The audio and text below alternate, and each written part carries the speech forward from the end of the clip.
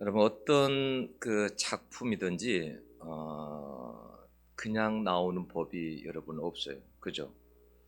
뭐 우리가 뭐 그게 노래가 됐든지 그림이 됐든지 소설이 됐든지 건물이 됐든지 뭐 공예품이 됐든지 조각상이 됐든지 그 어떤 것이라도 절대 그냥 나오지 않아요. 어떤 작품이 나올 때에는 그것을 만드는 사람이 있어요. 그죠? 거기서 일하는 사람, 만드는 사람이 있어요. 그래서 우리가 작품 그러면 작품을 만들 때 이렇게 보면 그림을 그릴 때도 그렇고 음악을 할 때도 하고 뭐 이렇게 사람들이 상상을 하죠. 예, 어떻게 할까? 이 그림을 어떻게 만들까? 그런 상상을 합니다. 상상물에서 나온 것이 작품이죠. 근데 그 작품을 만들어내기 위해서는 뭐냐면 누군가가 만드는 사람이 있어요. 일하는 사람이. 그래서 영어 성경도 찾아보면 그 작품이라는 말 첫 번째를 갖다 work 그랬어요. 예, 뭔가 거기에 대해서 만드는 사람이 있어요. 그걸 만드는 사람은 여러분 어떻게 만들까요? 거기에 온 심혈을 다 기울여서 예, 만들어낼 거 아니에요. 우리가 작품 전시 같은 거 하죠. 뭐 졸업 뭐 하기 전에 작품 전시를 하든지 어떤 작품 전시를 할 때 거기에 얼마나 심혈을 기울입니까? 그걸 전시하려고. 그러니까 어떤 작품을 하나 만들어낼 때 그냥 나온 게 아니라는 거예요. 우리가 여러분 고흐의 작품들, 고흐가 참 죽고 나서 그렇게 빛을 발했지만 고흐가 여러분 그 작품이 나오기까지는 얼마나 많은 시간이 여러분 걸린지 아세요? 사실은 고흐의 그 생애를 보면 고흐가 한 37년간의 지독한 가난 속에서 살았어요. 그리고 그 고독함과 애로움 속에서 그런 고흐의 작품들이 나올 수 있었던 거예요. 어떤 작품이 여러분 절대 그냥 나오지 않아요. 하나님께서 우리를 이 세상에 우리를 만드실 때 걸작품으로 만드셨습니다. 그죠?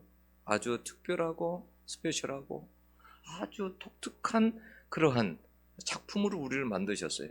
그래서 여러분 시편의 139편에 보면 뭐라고 되어 있습니까? 139편 14절을 보면 나를 지으심이 신묘막측함이라 그랬어요. 그러니까 이건 신기하고 묘하다, 너무 놀랍다 라는 이런 이야기. 하여튼 이해할 수 없을 만큼 너무너무 신비하다라는 거예요. 여러분 우리 한번 몸을 한번 보면 정말 하나님께 신기하게 만드셨습니다. 그렇지 않아요? 여러분의 눈동자를 때려는 보면요, 여러분의 눈동자를 보고도 여러분들이 화가 났는지 알 수 있어요. 화가 났는지 아니면 저 사람이 지금 나를 이렇게 사랑하는지 눈동자를 봐도 여러분 알 수 있어요. 여러분 눈동자가요 갑자기요 아주 놀란 어떤 것을 보면 이 동공이 막 커집니다 갑자기. 근데 보지 말아야 될 것 하면 그게 좁아집니다. 눈동자만 봐도요 사람이요 많은 것을 알 수 있어요. 그 눈동자에 따뜻함이 있고요 차가움이 있고요. 근데 이 눈동자도요, 이런 눈동자를 하나님이 보호하기 위해서 이 눈꺼풀을요 물체가 날아오면 얼마나 빠른 속도로요 자동으로 닫는지 몰라요. 수동이 아니에요. 이건 물체가 만약에 뭐 돌이 날아온다 그러면요 그냥 순간적으로요 눈이요 덮개를 닫습니다. 눈동자를 보호하기 위해서. 우리 몸이 정말 하나님께서 만드실 때 우리의 모든 이런 장기 이런 모든 것들을 아주 정말 놀랍도록 그렇게 만들어 놨어요. 이 세상의 모든 것들도 만들 때 하나님께서 정말 원더풀하게 아주 놀랍게 하나님께서 만드셨어요. 그냥 만들지 않았어요. 그 속에는 인간이 정말 오랫동안 연구하고 탐구해야 할 만큼 아주 하찮은 것까지도 생물까지도 하나님이 그렇게 만드셨어요. 그럼에도 불구하고 여러분 우리는 죄의 몸을 입고 있기 때문에 우리는 언제나 뭐냐면 불완전하고 미완성의 존재들이에요. 그래서 사실은 지금도 하나님은 우리를 어떻게 한다? 다듬고 계시다. 응? 우리를 빚으시고 우리를 다듬는다는 거예요. 여러분 야곱의 이름을 하나님께 새롭게 주어진 이름이 야곱에게 준 이름이 이스라엘이죠. 그죠? 이스라엘. 야곱 막 이렇게 뒷발꿈치를 잡는 자, 간사한 자 뭐 이런 뜻이지 않습니까? 근데 그 야곱이 이스라엘이라고 하나님 부르기까지는 여러분 그냥 그런 게 된 게 아니에요. 그냥 여러분 그냥 이스라엘이 된 것이 아니라 거기에는 많은 가정 속에서 하나님의 그 만지심이 있었었어요. 절대 그냥 이스라엘이 그냥 된 게 아니에요. 우리가 민수기 12장 3절에 보면 모세의 그 오냐미 지면에 모든 사람보다 승하였더라 그랬어요. 오냐미가 모든 사람보다 뛰어나다라는 거예요. 근데 모세가 처음부터 그랬어요? 아니요. 처음에는 혈기왕성했습니다. 예. 그래서 그 애굽에서도 그러잖아요. 사람을 쳐 죽이고. 근데 하나님께서 그를 어떻게 다듬어요? 미디안 광야에서 40년 동안 다듬죠. 양을 치면서. 양은 여러분 제각기거든요. 그 양을 돌보는데 얼마나 많은 인내심이 필요하겠어요. 거기서 그 혈기가 다 죽어버리는 거예요. 그래서 그런 작품을 만들어내서 하나님께서 최고로 온유한 사람이 되게 해서 그 이스라엘에서 그 이스라엘 백성들이 애굽에서 노예로 사는 그 아주 거친 사람들을 광야에서 여러분 그래서 인도할 수 있었던 거예요. 그 오랜 동안 광야에서 그 온유한 사람이 아니면 인도할 수가 없어요. 모세를 빚으신 분이 누구냐면 하나님이세요. 하나님께서 그렇게 그런 작품으로 빚어낸 거예요. 무엇이든지 여러분 갑자기 뚝딱 해가지고 여러분 작품이 만들어지지 않아요. 시간이 걸려요. 예. 때로는 많은 시간이 걸리기도 해요. 성경에 여러분 인물들을 봐보세요. 요셉이 하루아침에 여러분 그런 인물이 됐습니까? 아니요. 많은 시간이 필요했어요. 다 마찬가지예요. 단순간에 뚝딱 하고 된 일이 없어요. 예수님이 제자들이 예수님하고 몇 년을 따라다녔다고요? 몇 년을 따라다녔어요? 뭐 3년 따라다니고 여러분 이래가지고 뭐 금방 사람이 뚝딱 뭐 대단한 사람이 만들어집니까? 어림없어. 예수님하고 맨날 밥 먹고 같이 자고 먹고 했잖아요. 같이 살았잖아요. 예수님 성품을 다 본 거잖아요. 그런데도 여러분 뭐 다 그렇게 됐습니까? 아니요. 때로는 넘어지고 실패하고 그때마다 주님이 다듬으시고 주님은 굉장히 인격적이세요. 갑자기 막 주님은 사람을 막 강제적으로 막 그렇게 하지 않으세요. 인격을 존중하면서 그러면서 뭔가 잘못됐을 때 가서 주님이 그런 것을 또 이렇게 만지시고 어루만져 주시고 그래서 나중에 위대한 사도들이 된 거예요. 여러분 우리가 뭐 이렇게 삶을 살아가면서도 우리가 행복한 삶을 꿈꾸지만 가정에 행복한 삶을 꿈꾸면 그 행복한 삶이 그냥 되던가요? 그 작품이 나오기까지는 그냥 되는 게 아니에요. 그만큼의 대가가 필요한 거예요. 여러분 우리가 다 사랑의 가족을 만든다 이렇게 하지만 사랑의 가족이 되기까지는 그만큼의 금방 뚝딱 해가지고 머리로 그냥 이해해가지고 그냥 사랑은 이렇게 하는 거야 해가지고 되는 게 아니에요.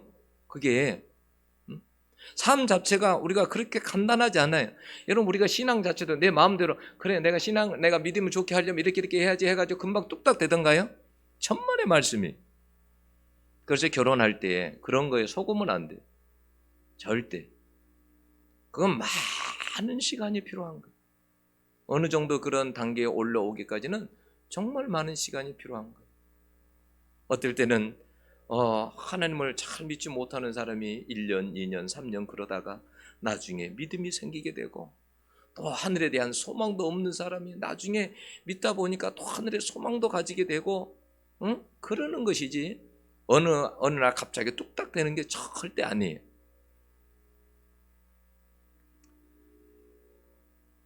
참 삶 자체를 살아가는 것도 참 쉽지가 않죠. 그죠? 힘들죠. 네. 옛날에는 도장을 팔 때 나무 도장을 팔 때 요즘은 막 이렇게 그냥 파는 게 별로 어렵진 않더라고요. 근데 예전에는 도장을 팔 때 어떻게 봤냐면 사방에서 이 도장을 조였습니다. 조여서 꼼짝 못하게 하고 거기에 이름을 쓰는 거예요. 이기영 이 글자를 쓰는 거예요. 꼼짝 못하게 해놓고 도장 하나를 파는데도 그래요. 우리가 하나의 어떤 작품이 우리 인생 가운데 나올 때 여러분 절대 그냥 나오지가 않습니다. 하나님은 우리를 어떻게 작품을 만들어 가시느냐 하면 성경에 보면 그냥 작품을 만들어 가지 않아요. 때로는 막 하나님께서 고난도 주고 연단도 시키고 막 훈련도 하고 그런 가운데서 이렇게 작품을 만들어내요. 그래서 요한계시록에도 보면 뭐라고 했습니까? 요한계시록에도 보면 이렇게 말씀하셨어요. 뭐냐면 불로 연단한 금을 사라. 그러니까 그 금이 나오기까지는 그게 어디에 던져져야 되냐면 불 속에 던져져야 돼요. 용광로 속에 던져져야 돼. 불 속에 던져져서 불순물이 다 제거되고 그래야 순도가 높은 금을 얻을 수가 있어요. 이런 신앙의 믿음이라는 것도 신앙의 믿음이라는 것도 여러분 그냥 얻어지는 것이 아니에요. 많은 고난과 역경과 이런 것을 거쳐서 그런 단계에 이르는 것이지 아브라함이 어느 날 갑자기 믿음의 사람이 됐다. 절대 그런 일은 없어요. 아브라함이 가나안 아브라함이 갈대아 우르에서부터 나와가지고 그럴 때부터 이렇게 걸음마를 어린아이처럼 걸음마를 시작해요. 얼마나 처음에는 불완전합니까? 그런데 나중에 시간이 지나면 어떻게 해요? 믿음의 사람이 돼요. 자기 아들을 드릴 만큼의 믿음의 사람이 돼요. 그래서 뭐라고 그래요? 믿음의 아버지다. 그렇게 불리울 만큼 열국의 아버지다. 불리울 만큼 그런 사람이 된단 말이에요. 모든 일들을 보면 우리가 하나님이 하시는 일들을 다 헤아리기가 어렵지만은 우리가 그건 확실히 알아야 돼요. 우리 인생 가운데 지금도 나를 어떻게 해요? 만들어 가시고 계시다. 나를 다듬고 지금 가고 계시다. 내가 다 이해하지 못하지만 어떤 하나님께서 착한 좋은 작품을 만들어내기 위해서 지금도 내 가운데서 하나님이 일하신다라는 것을 믿으셔야 돼요. 어떤 작품을 이렇게 할 때는 우리가 그 상대방의 마음을 잘 몰라요. 작가의 의도를 잘 몰라요. 지금 저걸 가지고 뭘 만들어내려고 하지? 예를 들어서 여러분 큰 나무가 하나 있다고 해봅시다. 근데 조각하는 사람은 지금 머릿속에 뭐예요? 상상하는 게 있어요. 저기서 뭘 지금 형상을 만들어내려고 하는 게 있어요. 옆에 사람들은 알까요? 모를까요? 몰라요. 우리가 마치 하나님도 그럴 때가 많아요. 하나님의 우리가 마음을 다 이해하지 못하고 알지 못할 때가 있어요. 그러나 하나님의 생각은 항상 우리를 향한 항상 하나님의 생각이 있으세요. 우리를 어떻게 만들어내려고 하는 작품을 만들어내려고 하는 그 생각을 가지고 계세요. 우리 개인뿐만이 아니라 우리 가정에 대해서도 하나님께 생각을 가지고 계세요. 어떤 가족으로 만들어내려고 하는 그 생각을 가지고 계세요. 여러분 오늘 본문에 보면 귀신 들린 아이를 고쳐주다가 고소를 당합니다. 주인은 이 아이를 통해서 점을 보게 하고 그러니까 주인이 그 돈을 갖다가 다 챙기는 거죠. 귀신 들려서 점을 보는 거니까 얼마나 점을 잘 보겠어요. 그죠?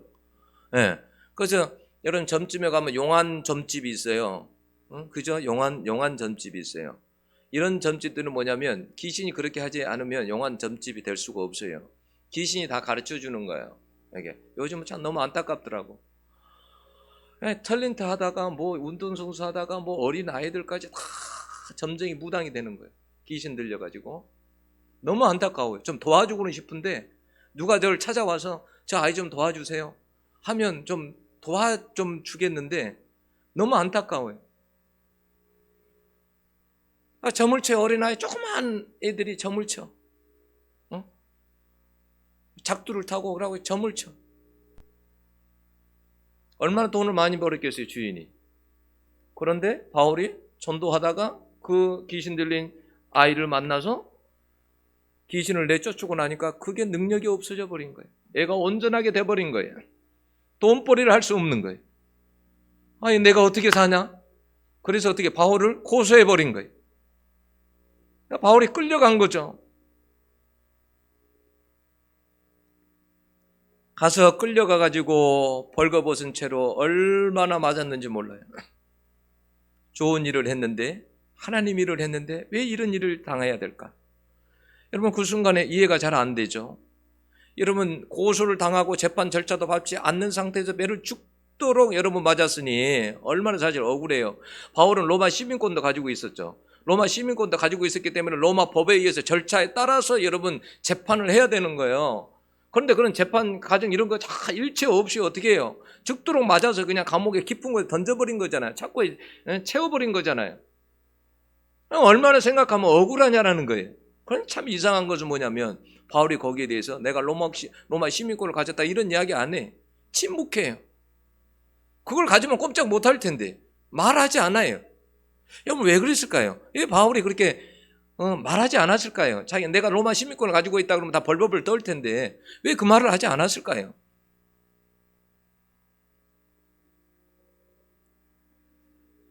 저는 그런 생각이 들어요. 뭐냐면 그런 일들 중에서 바울은 하나님의 그 복음을 전하면서 많은 일들을 경험했잖아요. 알고 있는 거예요. 이 일을 통해서도 내가 이해가 안 되지만 뭔가 하나님이 지금 나를 통해서 하시고자 한다는 것을 알고 있는 거예요. 뭐 그렇게까지 죄인 아니잖아요. 그렇게 깊은 감옥에다가 던져져야 할 만큼. 우리가 살다 보면 이해 안 되는 일들이 참 많아요. 그럴 때 막 답답하죠. 왜 그럴까? 그런데 더 이해가 안 되는 것이 뭐냐면 밤중에 그랬잖아요. 밤중이라는 건 한 지금 우리 한 12시 정도. 그럴 때 기도하고 찬양했다는 거예요. 여보 이게 말이 돼? 감옥에서 밤중인데 한 12시인데 다 잠자는데 그 시간에 뭐 찬양하고 기도한다. 이게 말이 돼요? 그리고 그 피투성이 된 몸을 가지고 그렇게 맞아가지고 옛날에 이 지금 바울이 그때 매를 맞을 때는요. 지금 로마인인 거 모르는 거 아니에요. 그럴 때는요. 뭐냐면 그만 차라고 할 때까지 치는 거예요. 그냥 얼마나 맞았겠어요. 그것도요. 옷을 다 벗기고 찢고 다 맞았으니까 옷 입고 막는 것도 아니고 그러면 얼마나 맞았겠어요. 근데 거기에 가가지고 우리 같으면 어떻게 했어요? 막 억울해가지고 막 씩씩거리고 이거 잠도 잘 수도 없고 분해가지고 어떻게 이럴 수가 내가 하나님 일을 하는데 어떻게 하나님이 나한테 이럴 수가 있나? 막 그럴 거 아니에요. 우리 뭐 일이 잘 안 되면 뭐 내가 새벽기도 가다가 교통사고가 났다 그러면 아 하나님 어떻게 이럴 수가 있냐? 내가 기도하러 간다고 하는데 어떻게 이런 사고가 일어날 수 있나? 막 그렇게 원망도 할 만한데 바울은 그렇지 않았어요.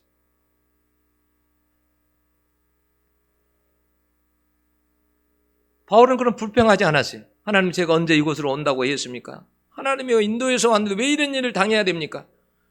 그렇게 하지 않았어요. 여러분 이런 상황에서 기도가 뭐예요? 찬송이 어떻게 나옵니까? 그런데 기도하고 찬양했다라는 거예요. 기도하고 찬양했다. 그런 상황 속에서 사람에게 하나님에 대한 신뢰라는 게 사람마다 다 틀려요. 신뢰라는 게 어떤 일을 사건을 딱 당해보면 하나님을 얼마나 신뢰하는 거가 다 틀려요. 어떤 사람들은 숫자가 100이다 그러면 100을 신뢰하는 사람도 있고 90을 신뢰하는 사람도 있고 60을 신뢰하는 사람도 있고 30을 신뢰하는 사람도 있고 10을 신뢰하는 사람도 있어요.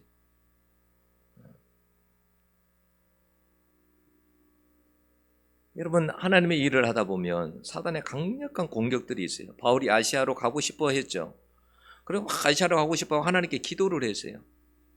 그런데 어느 날은 어떻게 해요? 환상에 마게도냐 쪽에서 막 손짓한 거예요. 와서 도와달라고. 그 환상을 보고 하나님의 뜻을 깨달은 거예요. 그래서 아시아가 아니라 하나님이 유럽으로 가기를 원하시는구나. 그래서 그 유럽의 첫 성 빌립보라는 이 마게도냐 지방에 이 성으로 간 거죠. 그럴 때 여러분 사단이 이걸 알고 어떻게 했을 것 같아요? 방해와 두려움을 주면서 막는 거예요. 그래서 억울하게 매 맞도록 하고 깊은 감옥에 넣어서 착고에 채워버린 것입니다.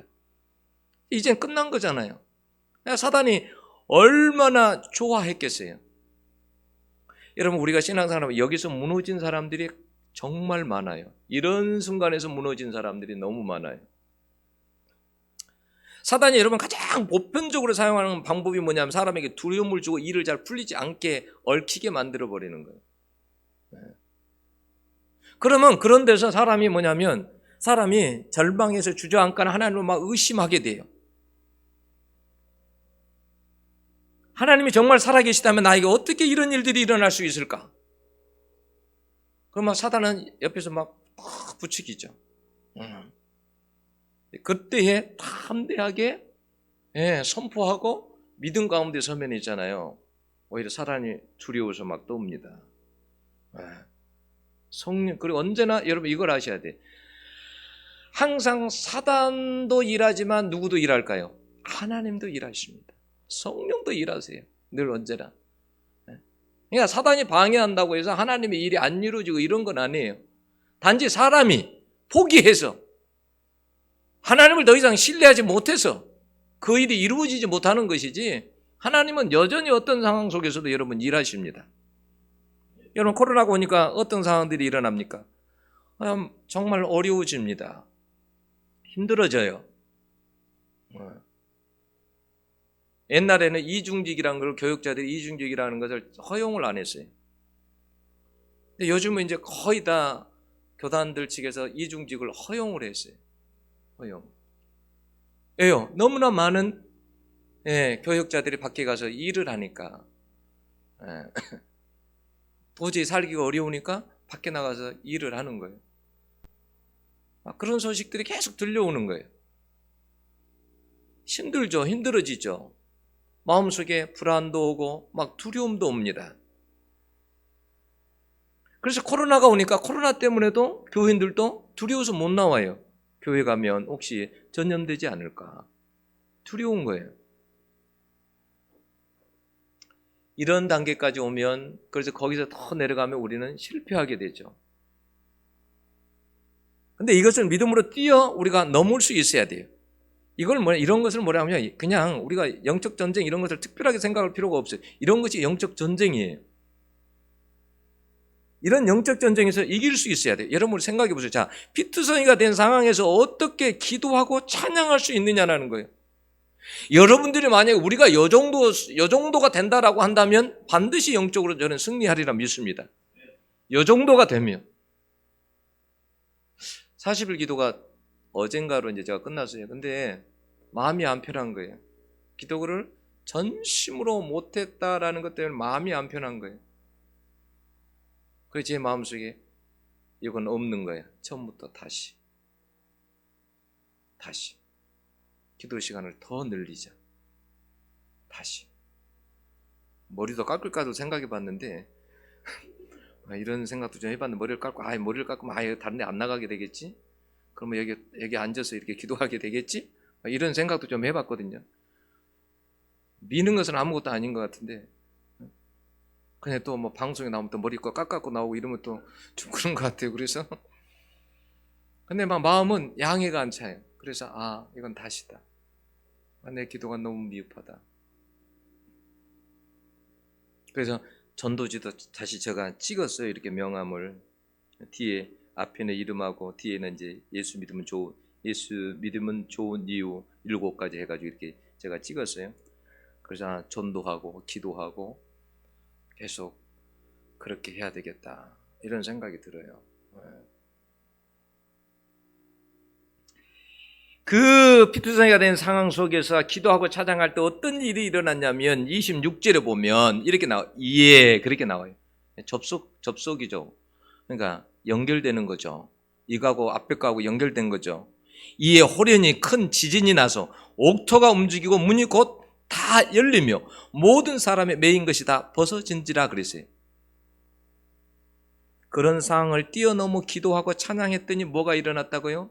하나님이 도우셔서 기적의 역사가 일어났다라는 거예요. 그래서 우리가 어떤 어려운 상황이 오면, 어떤 한계 상황이 오면, 여러분 한계 상황 속에서 그러잖아요. 자, 99도에는 물이 끓어요, 안 끓어요? 안 끓습니다. 100도가 돼야 끓죠. 그 1도 차이거든요. 1도 차이예요. 어떤 어려운 상황이 왔다 해가지고 그 상황 속에서 포기해버리면 기적을 보기 힘들어요. 어떤 하나님이 하실 작품을 보기 어려워요. 우리가 마가복음 2장에 보면 중풍병자를 친구들이 침상채로 들고 예수님께 옵니다. 여러분 그러기도 힘들죠. 아픈 사람을 여러분 어떻게 침상에 맨채로 그렇게 들고 예수님 앞에 옵니까? 근데 그 중풍병자를 메고 왔는데 와서 보니까 그 집안에 어떻게 해요? 사람들이 가득해가지고 집을 들어갈 수가 없어요. 그랬더니 어떤 방법을 택해요? 물러가는 것이 아니라 지붕으로 올라가가지고 지붕을 뜯어내가지고 그 밑으로 내립니다. 이게 지금 말이나 돼요? 물론 이스라엘 집들이 이 위에가 뭐 흙으로 이렇게 돼가지고 뭐 이렇게 돼서 뭐 뜯을 수 있게끔 그렇게 돼 있으니까 그렇게 했겠죠. 근데 이건 상식에 어긋나는 일이잖아요. 어떻게 이런 일이 있을 수 있어요? 예? 지붕을 뜯어내고 거기서 내린다. 이게 지금 말이나 되는 거예요? 그런데 성경에 보면 예수님께서 뭐라고 했냐면 그들의 믿음을 보시고 그랬어요. 믿음을 봤다라는 거예요. 믿음을 봤다. 그러니까 우리가 어려울 때도 예수님은 우리의 뭘 보기를 원하냐면 믿음을 보기를 원하는 거예요. 아, 너가 나를 얼마나 믿느냐라는 거예요. 믿음을 보기를 원해요.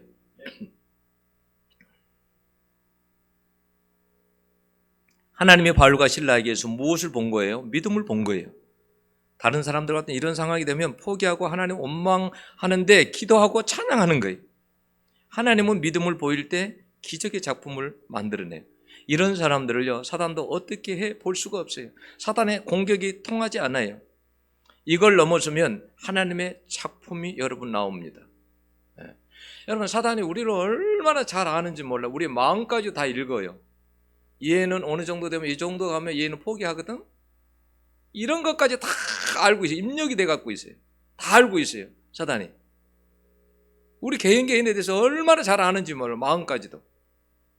근데 이제 그것을 넘어서 버린 사람들은 어떻게 할까요? 사단이 포기해 버리는 거예요. 아는 거예요. 아, 얘는 절대 안 돼. 얘는 죽어도 예수 믿으래. 어떤 방해해도 예수 믿으래. 믿을 애야. 딱 알아요. 그래서 그런 사람들은 포기해 버려요. 막 기도하려고 할 때 막 방해를 해요, 사단이. 그런데도 끝까지 기도하는 거예요. 그러면 사단이 볼 때 어떻게 할까요? 오대 보는 거예요.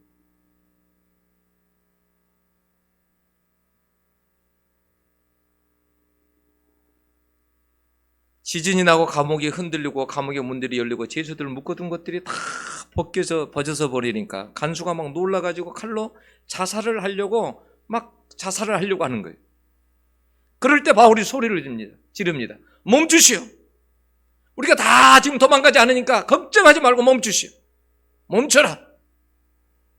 죽으려고 하다가 죽지를 못한 거예요. 왜냐하면 이제 그때 당시 죄수들은 그 간수들은 어떤 게 있냐면 자기가 그 맡고 있는 거기에서 죄수들이 도망가거나 그렇게 하면 사형이거든요.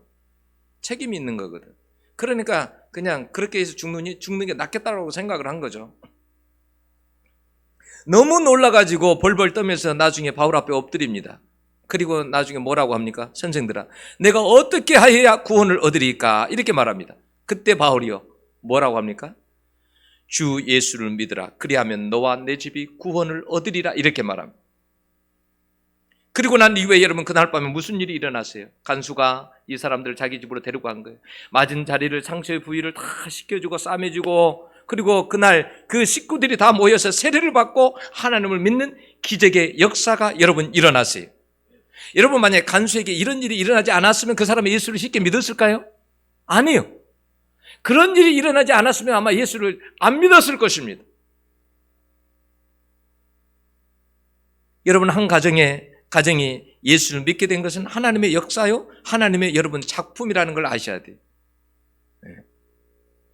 바울과 실라를 통해서 간수가 믿게 되고 그 집안 식구들이 다 믿게 된 거 아닙니까? 이런 작품을 지금도 하나님이 만들고 계시다는 것을 아셔야 돼요. 여러분 하나님의 계획이 분명하게 나타난 것이 이제 31절은 뭐예요? 너와 내 집이 구원을 얻으리라고요. 그러니까 당신뿐만이 아니라 뭐라고요? 너 집이 구원을 얻을 것이다. 그러니까 집안에서 만약에 내 혼자 믿었다 그러면 하나님께서 나를 통해 누구를 다 믿게 하려고 하는 거예요. 계획이. 집안 식구들 다 믿게 하려고 하는 거예요. 그 계획을 여러분들이 믿음으로 분명히 여러분 받아들이셔야 돼요. 여러분 아프리카 탄자니아 선교한 한 선교사님의 이야기예요. 라마니아니라는 한 아가씨가 귀신이 들려가지고 마사이 강야에서 한 달 이상 거기서 헤매다가 거기서 쓰러져 있었어요. 근데 선교사가 그걸 발견한 거예요. 그래서 선교사가 자기 집으로 데려가가지고 그 아가씨를 위해서 10일 동안을 열흘 이상을 막 기도하면서 그 귀신을 내쫓았어요. 이제 아가씨가 온전해진 거예요. 그래서 너희 집이 어디냐 해가지고 아가씨 집을 찾아간 거예요.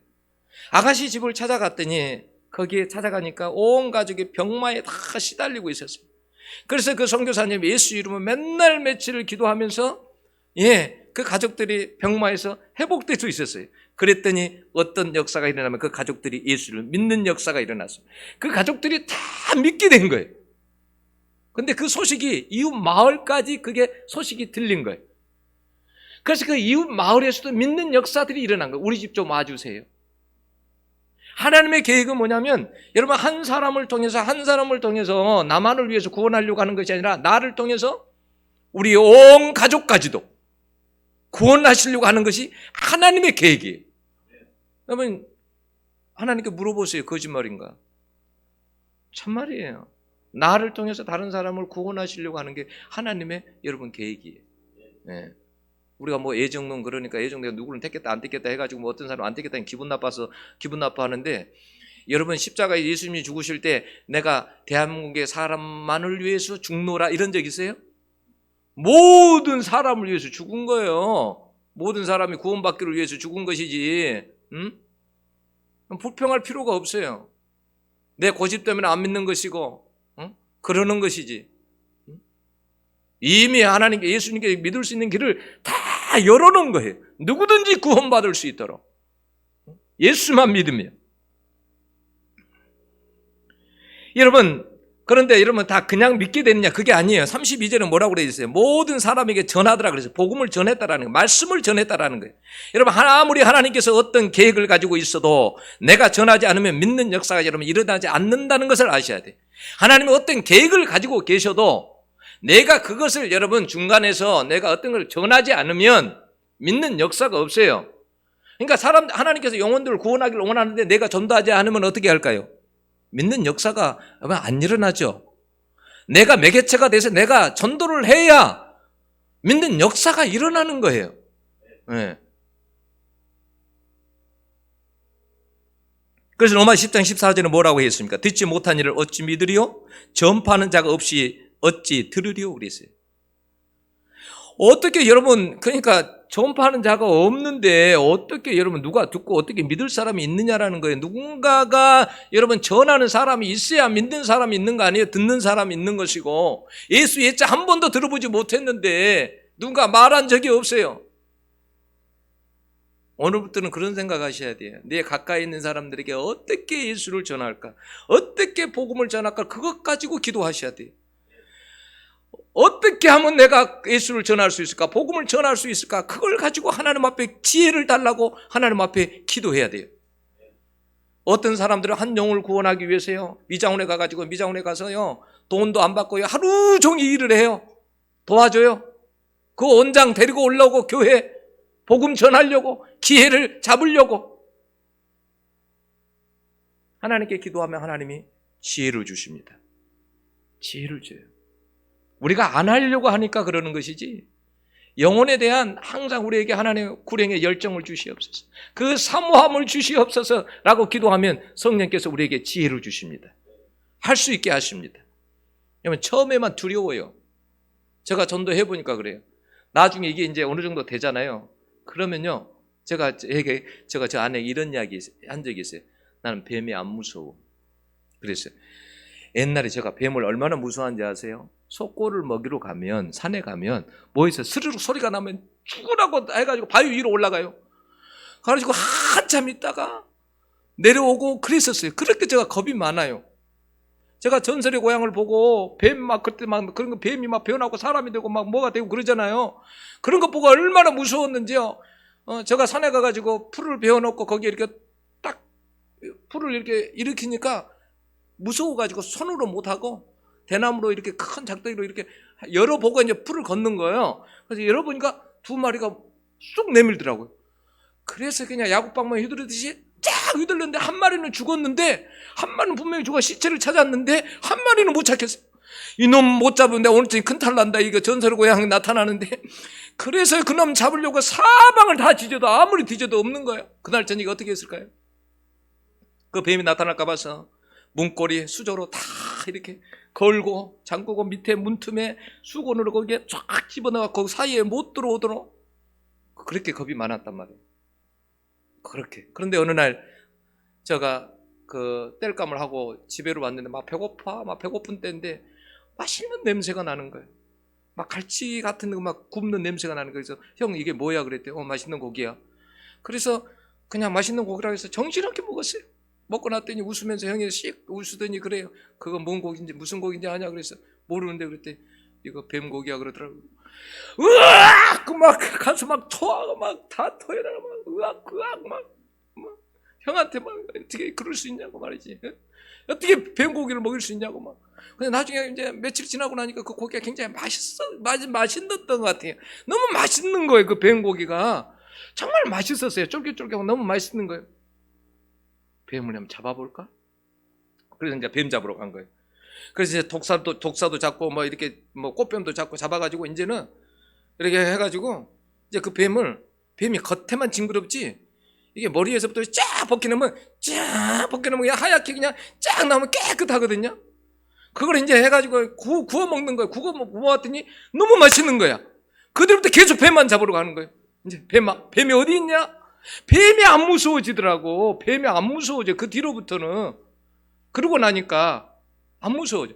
여러분 전도도 똑같아요. 전도도 제가 해보니까 그래. 처음에는 겁이 나. 무슨 말을 해야 될까? 이 사람이 무슨 말을 할까? 막 얼굴이 막 뜨뜻해지고 막 저도 막 처음에 전도할 때 그랬어요. 터미널 가서 전도를 하는데 이런 가지고 전도를 하는데 막 거기에 누가 나를 보면 어떨까 해가지고 한번 얼굴이 빨개지고 또 화장실 갔다 숨어 있다가 다시 나와갖고 또 정신 차렸다가 또 하고 들어갔다가 나오고 막 이랬어요. 나중에는 반복이 되니까 여러 번 또 하고 그러니까 나중에 막 카바레까지 들어가는 거예요. 나이트클럽까지 들어가는 거예요. 겁 없이 들어가는 거예요. 사장님 좀 만나러 왔다고. 어떻게 해서 왔냐고. 사장님 만나러 누구시냐고. 나 여기 어디에 사는 여기 사람인데 오늘 사장님 만날 일이 있다고. 만나고. 그러면요 이상하게요 그런 게 있어요. 가가지고 사장님의 이야기 다른 게 아니라 제가 어디 교회 다니는데 누군데 오늘 사장님 예수 믿으라고 왔습니다. 제가 사장님을 위해서 기도해 드릴게요. 나중에는 막 그렇게 되더라고요. 겁이 안 나더라고. 만나는 어떤 사람은 차를 타도 어떤 길을 가도 어떻게 하면 전도할까? 오히려 나중에는 재밌는 일들이 많이 일어나더라고요. 기적이 많이 일어나더라고요. 하나님이 사람을 붙여주더라고요. 그래서 그 다음부터는 사람들이 죽어가는 사람을 만나도 겁이 안 나고요. 영접을 시킬 수 있고요. 전도할 수 있고. 겁이 안 나더라고요. 그런 부분에. 전문가가 돼가더라고요. 해보세요. 처음만 겁나지, 처음만 어렵지, 나중에 해보면 어떻게 전도할까라고 생각하고 기도하면요. 하나님께 방법을 다 주십니다. 사람을 붙이기 시작해요. 나는 그걸 알았어요. 뭐냐면 예수님의 말씀이 정확해요. 이 곡식이 다 익어져서 추수할 자가 필요한데 추수할 자가 없다라는 거예요. 맞아요. 하나님은 누군가가 죽어가는 영혼들을 붙이기를 원하는데 그런 마음을 가진 구령에 대해서 그렇게 기도하는 사람이 없어요. 준비된 사람이 없어요. 붙일 사람이 없는 거예요.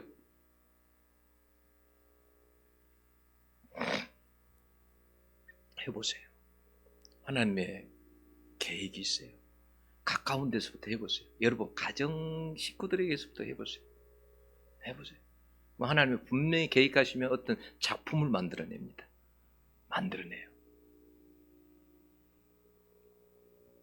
여러분 유럽의 첫 교회가 빌립보 교회잖아요. 근데 그게 이제 개척 교회가 그냥 생겨난 것이 아니에요. 그래서 뭐냐면 그 바울이 여기 감옥에 그 귀신 들린 그 여자, 그다음에 감옥의 간수, 그리고 제일 처음에 그 빌립보에 와가지고 누구를 만나냐면 자주장사 루디아라는 사람을 만나요. 사업가죠. 근데 그게 보면 루디아라는 사람이 얼마나 신앙이 좋은지 하나님을 공경하는 사람이라고 그랬어요. 신앙이 좋은 사람이에요. 사업도 하고 아주 신앙도 좋은 사람. 이 사람이 어떻게 하냐면 자기 집에서 바울을 집에서 숙식을 시키는 거. 거기서 교회가 시작도 했겠죠. 빌립보 교회가. 그러니까 이제 교인이 몇 사람인 거예요. 뭐 이게 아까 귀신 들린 여자, 그다음에 여기 약간 간수의 가족들, 루디아의 가족들 뭐 이렇게 해가지고 이제 그런 사람들이 빌립보 교인들이 된 거잖아요. 근데 여러분 이것을 우연이라고 생각하시면 안 돼요. 이 모든 것이 뭐냐 하나님의 작품이에요. 여러분 한번 생각해 보세요. 개척교회가 처음에 세워질 때 하나님께서 그 빌립보 교회 유럽의 유럽의 첫 교회를 세울 때 하나님의 멤버들을 어떻게 하셨냐면 여러분 귀신 걸렸다가 이 귀신에 붙잡혔다가 거기에 해방받았어요. 그 사람은 체험이 확실한 거예요? 아닌 거예요? 확실한 거예요. 그러면 예수 믿음이 있는 사람이에요. 여러분 내가 귀신 그렇게 시달리다가 내가 고침을 받았으니까 확실한 거예요. 간수 감옥에서 자살하려고 했던 사람이에요. 스스로 목숨을 끊으려고 했던 사람이에요. 근데 그 사람이 예수를 만났어요. 그러면 그 사람은 어떤 사람이었을까? 그 사람도 믿음이 확실한 사람이에요. 루디아 같은 사람도 하나님을 공경하는 사람이라고 그랬잖아요. 그 사람이요, 자기가 딱 믿거나 그 가족 식구들을 전부 다 세례받게 하고 다 예수 믿게 했어요. 그렇게 해서 빌립보 교회가 탄생한 거예요. 하나님께서 그 교회를 계획했을까요? 안 했을까요? 계획하셨습니다. 그 작품을 만들어내신 분이 누구냐면 하나님이세요. 빌립보 교회, 유럽의 첫 교회를 탄생하게 하신 분이 누구냐면 하나님이세요. 그 사람을 모은 사람도 누구냐면 모으신 분도 하나님이세요. 저는 그거 알아요. 뭐냐면 여러분들이 여기 검단 은혜교회 와가지고 왔었을 때 하나님께서 여러분들을 그냥 보는 게 아니에요. 다 하나님의 계획 속에서 여러분들을 보낸 거예요. 저는 어떨 때 제가 이런 기도를 할 때가 있어요. 못난이 기도를 할 때가 있어요. 하나님, 감당할 수 있는 사람들만 좀 보내주세요. 감당 못하는 사람들은 좀 놔두시고 감당할 수 있는 사람만 좀 보내주세요. 이런 기도를 할 때가 있어요. 여러분, 하나님이 다 필요해서 다 보낸 거예요. 여러분들이 그걸 아셔야 돼요. 나를 하나님께서 왜 이 교회를 보내셨는가, 이걸 아셔야 돼요. 하나님께서 필요하기 때문에 하나님께서 여러분들을 보내셨어요. 여기에 뭔가 여러분들이 할 일이 있기 때문에 보낸 거예요. 만약에 유럽의 첫 교회가 첫 교회가 그런 가운데 세워지지 못했으면 여러분 어떻게 했겠어요? 응? 유럽의 첫 교회 빌립보 교회는 기쁨이 충만한 교회였어요. 빌립보서 봐보세요. 기쁨이 충만한 교회예요. 왜 그랬을까요? 그런 영적 체험들에서 출발했어요. 하나님을 만난 것이 확실해요. 확실해.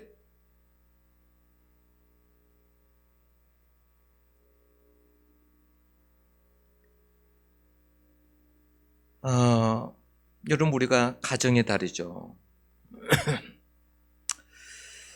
뭐냐면 하나님은요, 지금도요, 이렇게 작품을 만들어 가신데 우리 개인에 대해서도 하나님께서 작품을 만들어 가세요. 개인에 대해서도. 우리가 사실은 여러분, 우리 자신들 보면 다 장단점도 있고 모난 것도 있고 다 그러죠. 하나님께서 근데 다듬어 가세요. 여러분, 세상에 이런 나무 하나도요, 한 그루도요, 여러분 어떻게 가지치기를 해주죠. 가지치기 할 때 농부가 이거 아까운데 이거 어떻게 하지 막 해가지고 그렇게 안 잘라내고 그렇습니까? 자를 때는 과감하게 자릅니다. 그래야 그 나무가 곱게 자랍니다. 영양분이 다른 데로 가지 않고. 하나님께서 우리를 인생을, 우리 개인을 하나님께서 이렇게 우리의 개인을 하나님께 인생을 하나님의 작품을, 아름다운 작품을 만들어갈 때 어떻게 하냐면 그냥 만들지 않아요. 어떤 사람이 성경에 보면 야곱 같은 사람은 147년을 살았거든요. 근데 자기가 바로 앞에 섰을 때 130세였는데 내가 험악한 인생을 살았나이다 그래서. 하여튼 험악한 인생을 살았어요. 자기 첫 아들이 말썽 부리고 자기 첩하고 관계를 가지고 딸들은 강간당하고 아들들은 별짓 다 하고 편할 날이 없어서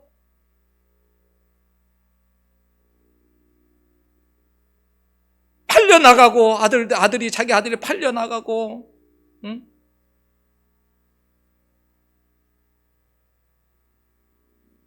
근데 마지막에 죽을 때 어떻게 한지 아세요?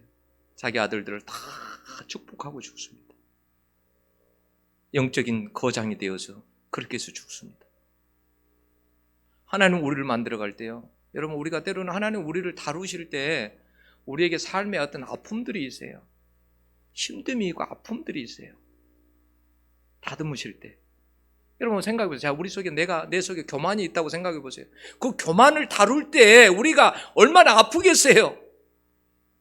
그게 그냥 되는 게 아니잖아요. 겸손한 사람이 그냥 되는 게 아니잖아요. 그러려면 나를 다듬을 때 하나님께서 어떻게 다듬으시겠어요? 불필요한 부분을 하나님께서 막 제거하시는 거예요. 너 그 시기와 질투 가지고는 너는 어렵다. 그걸 막 다듬는 거예요, 하나님께서. 그런 거죠. 자꾸의 걸작품으로 하나님이 만들어내는 거예요. 여러분, 가정도 여러분 마찬가지예요. 하나님께서 그렇게 하나님께서 다듬어 가세요. 지금도 항상 그런 생각이, 어떤 사람은 그걸 통과한 사람도 있을 것이고 작품이 만들어진 사람도 있을 것이고 가정 중에 있는 사람도 있을 것이고.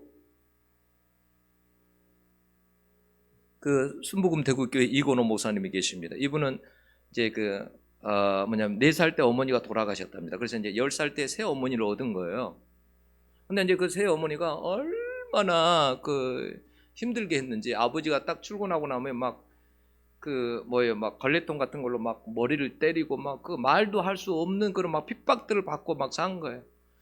그러니까 이게 막 정신적으로 너무 힘들어가지고 막 20살이 넘었을 때 막 우울증에 걸린 거예요. 우울증. 너무너무 힘든 거예요. 내가 왜 살아야 되나?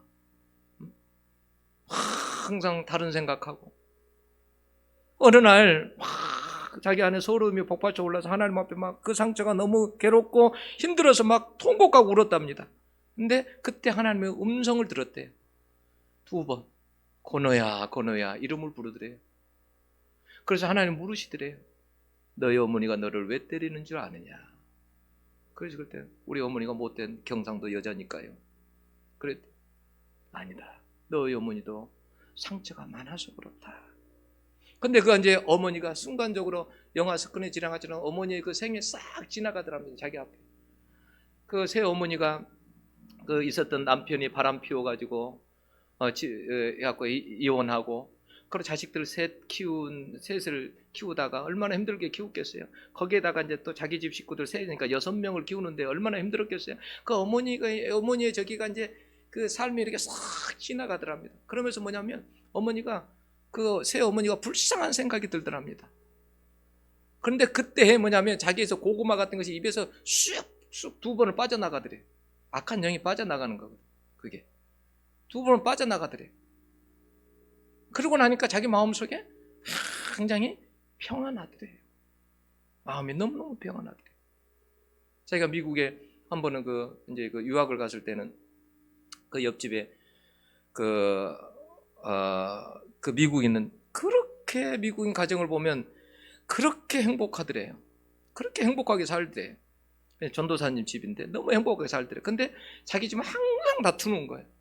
집을 들어갈 때도 여리고성 돌듯이 그렇게 돌다가 그렇게 들어가야 좀 잠잠하고, 안 그러면 매일 싸우는 거예요. 자기 부인하고. 그래서 이게 자기는 너무너무 괴로운 거예요. 이게 내가 평생 지고 가야 될 십자가구나.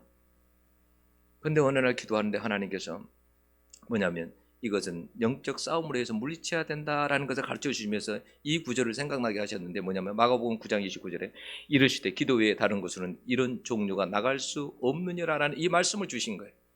이 구절을 다른 마태복음에서 기도와 금식이라고 돼. 기도와 금식 외에는 다른 곳으로 이런 종류가 나갈 수 없느니라. 그래서 어떻게 했냐면 그 사모님하고 6개월을 기도와 금식으로 하나님 앞에 막 매달리면서 기도를 했어요. 영적으로 싸웠어요. 6개월이 되던 어느 날 기도원에 갔는데, 아무도 없는데 큰 기도원에 하늘에서부터 큰 손이 하나가 내려오더래. 그 손이 너무나 멋있고 너무나 강력하고 너무나 빛나는 그런 손인데 하늘에 내려오면서 마룻바닥이 쫙 펼쳐지는데 옆에서 소리가 나더래. 너의 가문이다 그러더래. 그러더니 그 손이 내려와 한쪽 모퉁이를 막 자르기 시작했어요. 한쪽 모퉁이에 올려놓더니 또 소리가 들리는 거예요. 너의 가정이다 그러더래. 그 손을 올려놓는데 그 손이 올려졌는데 그 손이 이제 하늘로 올라가는데, 여기서 뭐냐면 그 뿌리 같은 것들이 쫙 따라 올려오는데 이 뿌리를 보니까 그게 뭐냐, 다 뱀이더래. 근데 그 뱀이 다 우두두두 나중에 전부 다 끊어지더래. 그런 한상을 본 거예요. 그리고 나서 이 목사님은 자기도 모르게 일어나서 하나님 앞에 막 승리했다고 외치면서, 그리고 나서 그 뒤로부터 그 가정에 평화가 왔고 하나님의 은혜가 임했다라는 거예요. 여러분, 그래서 하나님 앞에 귀하게 쓰임받는 목사님으로 방송에서도 지금도 나와서 하죠. 뭐냐면 하나님께서 지금도 뭐냐면 어떤 우리가 삶을 살아갈 때 힘들고 어려움들이 있을 때 여러분 우리가 그런 생각까지 해야 돼요. 나는 아직은 미완성이구나. 하나님이 지금 나를 이렇게 지금도 다듬고 만들어 가시는구나. 그래서 우리 속에 뭐냐면 아픔이 많아요. 고통이 많아요. 그러나 여러분 반드시 하나님의 그 가지에, 하나님의 나무에 붙어 있으며, 반드시 붙어 있으면 반드시 하나님께서 일을 하십니다. 그래서 여러분에게도 반드시 하나님께서 가장 아름다운 그러한 걸작품으로 하나님께서 나오게 하실 줄로 믿습니다. 기도하겠습니다.